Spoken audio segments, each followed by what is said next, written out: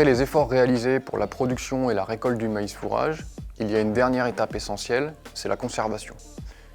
L'objectif est de préserver la quantité de fourrage que l'on a produite, mais également sa qualité nutritive pour la performance du troupeau et sanitaire pour la santé du troupeau et la qualité du lait.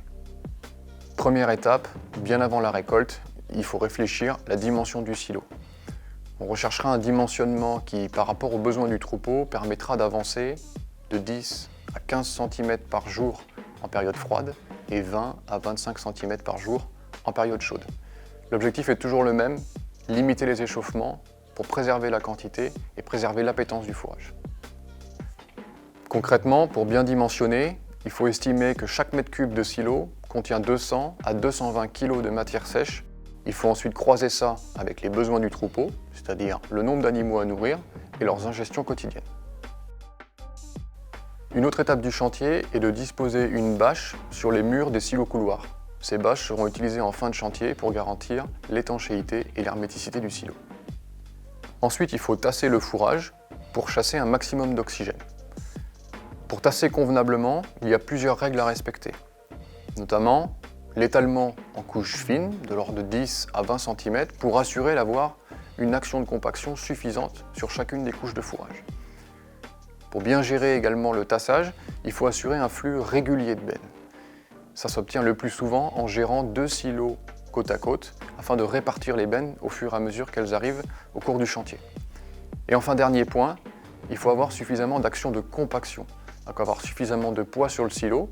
En termes de repères, on peut retenir 400 kg d'engin tasseur par tonne de matière sèche entrante et par heure. Un autre repère, plus simple, est de se dire qu'il faut 2 tonnes d'engin tasseur par rang de l'ensileuse. Sur une ensileuse de 6 rangs, il faudra par exemple 12 tonnes d'engin tasseur, ce qui correspond le plus souvent à 2 tracteurs. À la fin du chantier, il faut prendre le temps de tasser convenablement le fourrage qui était contenu dans la dernière benne du silo, avant de replier les bâches qui sont disposées sur les murs des côtés et de disposer une bâche par le dessus du silo pour garantir l'étanchéité et l'herméticité totale. Maintenant que le silo est fait, il faudra le laisser fermenter 3 semaines.